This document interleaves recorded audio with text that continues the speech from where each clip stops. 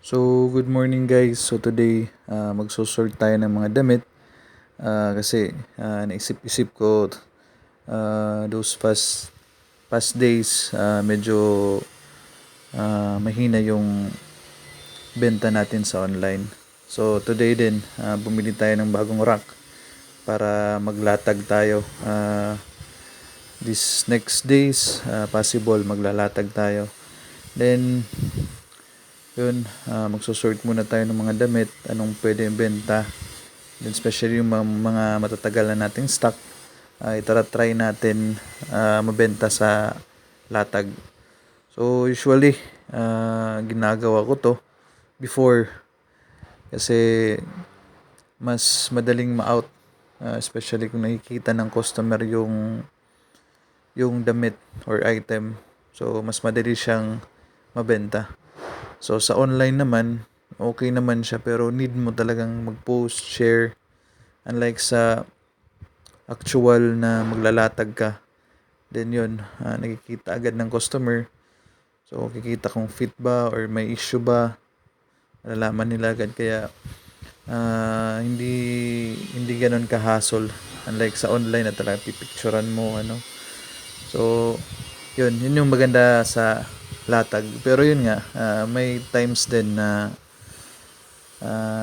nasisiro din tayo. Pero yun nga, better i-try kaysa naman na-stock yung mga item natin.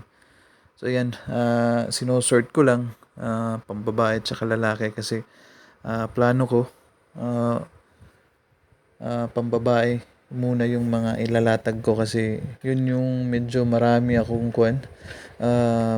na-stock na mga item.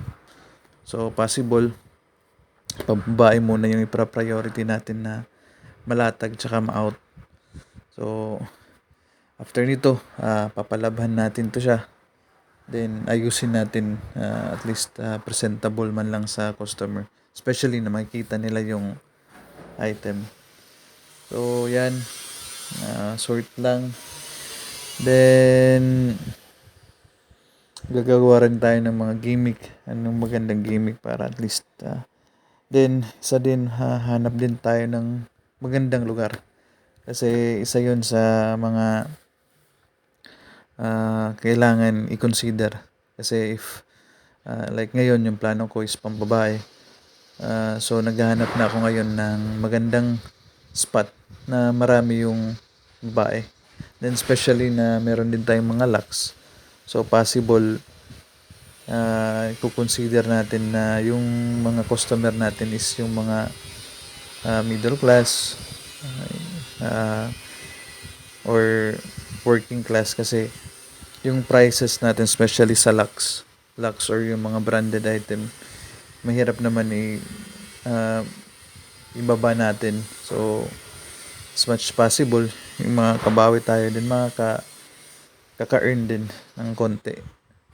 So yun, dapat i-consider din yung lugar o spot na maglalatag tayo. So yan, especially sa babae din, kung mga item mo pambabae yung ilalabas mo, kailangan malinis, mabango. Sila mo naman okay lang sa especially kung pang lalaki kasi okay lang na especially kung mga vintage tsaka streetwear, parang hindi naman siguro yung most ng mga customer na lalaki hindi naman tinitingnan kung bagong laba or ano, pero yung iba tinitingnan. Pero sa babae talaga yung medyo tawag doon, meticulous sila na tingin ng item. So dapat malinis. So yan, so sana makalatag tayo, then ipopost natin next days. So hopefully maka-out kasi medyo marami na ngayong item natin. Then yung iba dahil stuck na, kailangan ng labhan. So yan, so medyo mahirap sa part natin. So yan, para makabenta din. So yan, thank you. Sana mag-abang kayo sa next video natin. And also, sana mag-subscribe kayo sa YouTube channel natin. So, ito ata yung pinakamahaba kong video. So, hopefully,